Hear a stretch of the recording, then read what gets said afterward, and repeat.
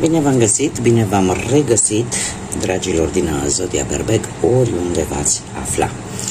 Bine ați venit tuturor pe canalul meu, Tarot Flori de Loto. Eu sunt Nina, pentru cei care nu mă cunosc, și ca de obicei mă bucur să vă am alături, atât pe dragii mei abonați, cum de asemenea și pe toți cei care sunteți poate pentru prima oară aici pe canal. Azi voi face o lectură temporală, așa cum v-am obișnuit, o lectură pe care voi să o puteți urmări oricând doriți sau atunci când apare în viața voastră. Desigur, dragilor, un lucru înțelept ar fi, pe care eu vi-l sugerez ca de fiecare dată, acela de a ține cont de deciziile și de faptul că voi sunteți stăpânii alegerilor pe care le faceți. Fiind o lectură generală, vă rog din suflet să luați decât acele mesaje care rezonează cu voi, iar restul lăsați-le să zboare în univers, pentru că sigur sunt pentru alte energii care într-o mai mică sau mai mare măsură au o legătură cu Zodia Berbec. Așa că, dragilor, toți cei care aveți Soarele, Luna, Venus, Ascendentul sau oricare alt aspect astral important pentru voi din harta voastră natală și care are legătură cu Zodia Berbec, atunci această lectură este de asemenea și pentru voi. Și haideți să începem această lectură cu situația actuală, să vedem ce s-a mai întâmplat, care este, unde sunt gândurile voastre, ce simțiți și ce vă doriți în acest moment, dragii mei din Berbec.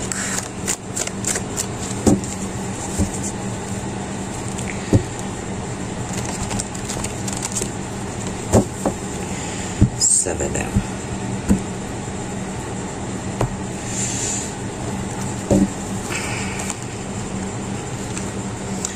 Dragilor, voi ați avut o perioadă destul de în care v-ați gândit tare mult la multe lucruri, o imaginație foarte bogată și ați fi vrut de multe ori, v-ați făcut chiar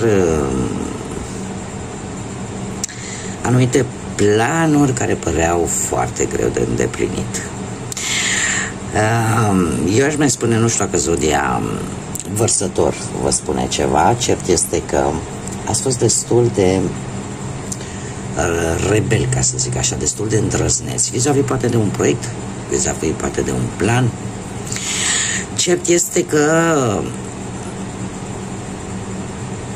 eu aș zice că simțul vostru de observație a fost unul destul de puternic, pentru că se pare că în acest moment ceva e la început de drum. Nu știu dacă Zodia Taur are vreo influență sau nu, dar sunteți într-o perioadă de vindecare, sunteți într-o perioadă în care parcă sufletul vostru încearcă să-și găsească liniștea.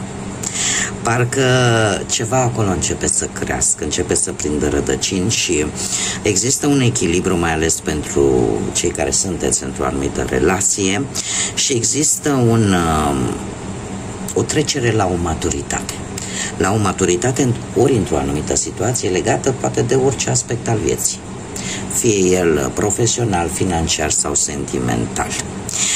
De asemenea, sunteți unii dintre voi destul de echilibrați, pentru că ați reușit totuși să obțineți o mică satisfacție, un mic echilibru și în mare parte pentru unii dintre voi pe plan sentimental. Pe plan sentimental și eu aș spune că lucruri bune cumva vin către voi și într-o perioadă imediat următoare, aș spune. Încercați să faceți lucrurile așa cum trebuie. Da? Încercați să faceți lucrurile corect, cât mai corect posibil. Haideți să vedem ce ne spune și tarotul, ce vine pentru dragii mei din Berbec sau cu legături puternice cu această zodie în următoarea perioadă de când voi urmăriți această lectură. Să vedem. Și vom începe desigur cu viața profesională, ca de obicei. Dragii mei dragi, viața profesională. Unii dintre voi ați ținut cu dinții de un job. Chiar dacă nu v-a plăcut în mod deosebit activitatea pe care o faceți acolo, totuși vă ofera probabil o anumită siguranță sau era ceva stabil, da? Era o situație destul de stabilă. În prezent, totuși ceva vă iese, ceva v-a ieșit, ceva care în viitor apropiat, mare atenție, poate crea anumite disensiuni, poate crea anumite conflicte, poate cu colegi, poate cu alți șefi, poate cu asociați. De ce? Tocmai din cauza acestei reușite pe care unii dintre voi ați reușit-o. Nu știu dacă Zodia Leu vă spune ceva sau e posibil ca nu știu, ceea ce voi ați reușit în acest moment v-a dat încredere și mai mare în voi și atunci planurile voastre la nivel profesional vor tinde să se extindă, vor tinde să fie mai expansive. Da? Poate către a studia mai mult, că poate către ceva legat de călătorii. Pur și simplu te va lansa într-o manieră care poate aduce atât conflicte posibil pe plan profesional, cât și competitori. Pentru că cinciul de bâte ne poate vorbi și de cum să spun eu, de o competiție. De o competiție poate pe un job, de o competiție poate pe o avansare, da? Pe un contract. Ce aș mai vreau să spun? Că următoarea perioadă pentru voi, dragilor, vine cu o schimbare. Deci după acest conflict, după această competiție, vine o schimbare. O schimbare pe plan profesional și haideți să vedem cum va fi această schimbare pentru voi. Dragilor, pentru voi va fi o schimbare cu un 3 de cupe atât de frumos. De ce? Pentru că schimbarea va fi destul de mulțumitoare pentru voi la nivel profesional și puteți chiar celebra. Asta îmi spun mie cărțile. Mergem mai departe. Haideți să vedem pe plan financiar. Pe plan financiar, pe plan financiar tot îmi apar zodii de pământ. Taur, Fecioară, Capricorn. Poate au legătură sau nu. Asta depinde de voi să apreciați. Ați avut o perioadă în care a trebuit să acționați. A trebuit să acționați și a trebuit să obțineți anumite informații relaționate cu o situație financiară sau relaționate poate cu niște bani. Iar în prezent, cu acest rege de monede, care e o energie de asemenea de pământ,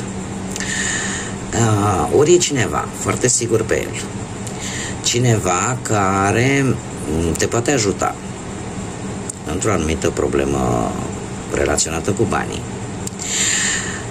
Sau poate fi energia voastră în care, cel puțin în acest moment, sunteți într-o fază de extindere.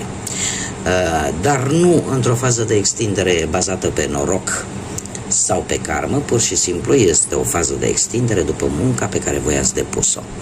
În acest moment sunteți conștienți de anumite riscuri vis-a-vis de partea asta financiară, știți ce este necesar și ce nu, și este foarte bine așa că totuși încercați să fiți cât mai calculați din punctul ăsta de vedere al banilor.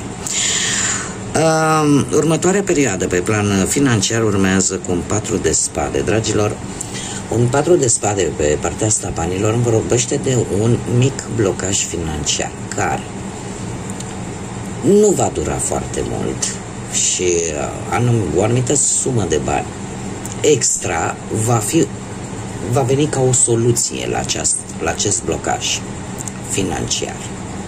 La niște bani din exterior care cumva vor rezolva acest mic blocaj financiar pe care e posibil în următoarea perioadă să-l traversați unei dintre voi.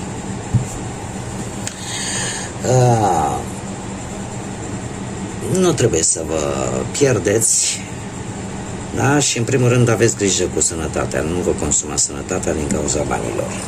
Așa ca un mic avertisment. Haideți să vedem pe partea asta sentimentală. Prima dată, cei care sunteți deja într-o relație, dragilor. La voi, cu ceva timp în urmă, nu de mult, relația voastră era foarte, foarte plină de multă pasiune, de mult sex appeal, de foarte multă atracție. Și totuși în acest moment ceva îi se întâmplă, apare de asemenea un mic blocaj, dar de fapt e un autoblocaj, nu neapărat că ceva din exterior a intervenit, nu, este ceva care cumva vă obligă să vă blocați. Nu știu, e ceva aici la care voi aș zice că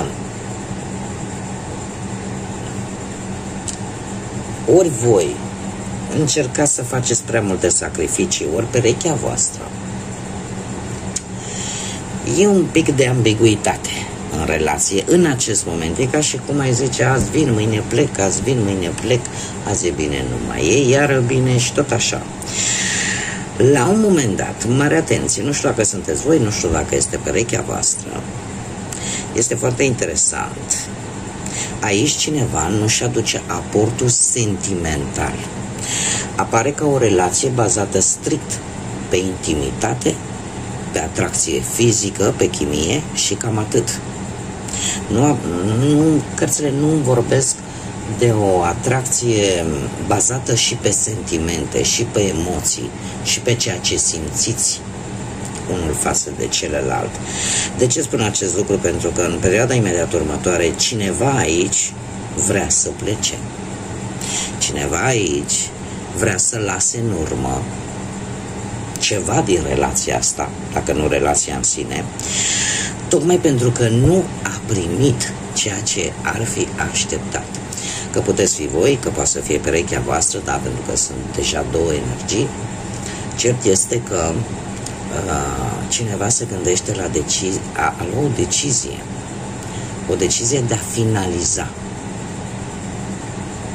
De a finaliza poate relația sau poate anumite lucruri din relația voastră. De ce?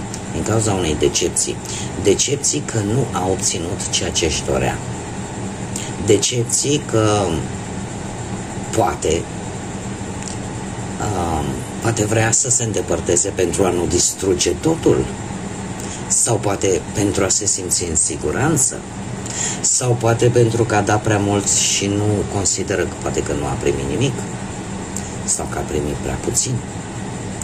E de fapt acea decizie de a abandona ceva care nu îți mai folosește pe planul ăsta relațional. Haideți să vedem cei care sunteți singuri, dragii de voi, cei care sunteți singuri, poate în urma văduviei, a unui divorț, a unei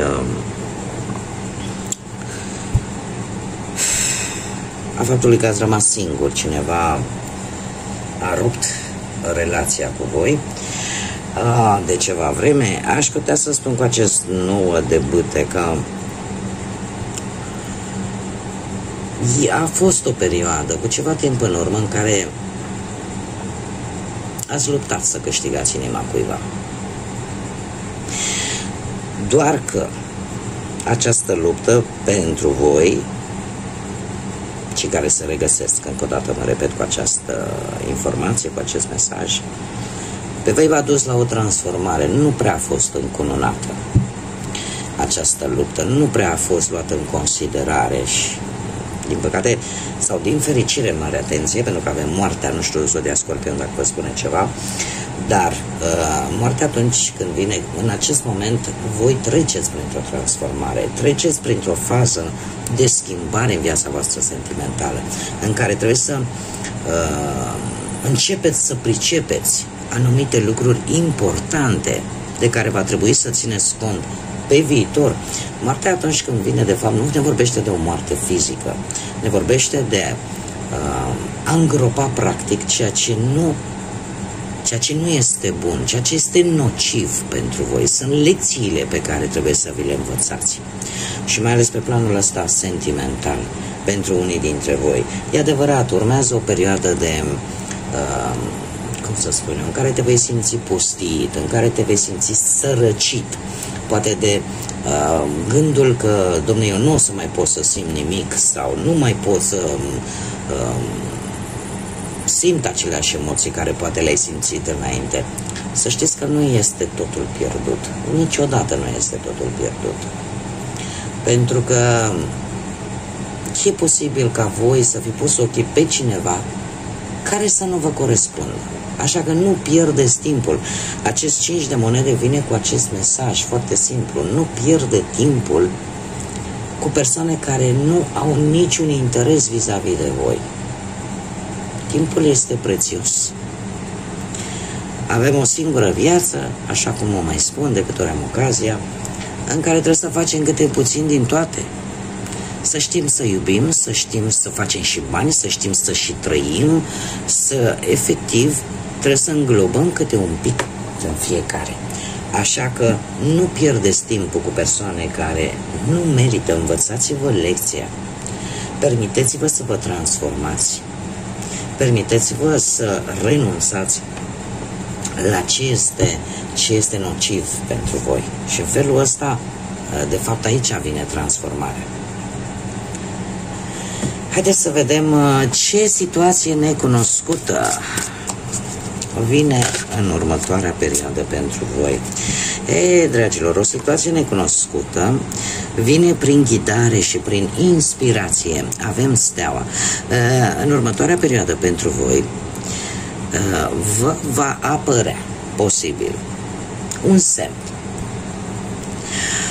care poate să fie prin intermediul unui vis, poate să fie prin intermediul unor semnale care vin prin privirea la anumite ore fixe sau prin faptul că fără să vrei îți apar anumite numere în mod constant, că sunt numere pe panouri, că sunt numere de casă, nu știu, habar n-am.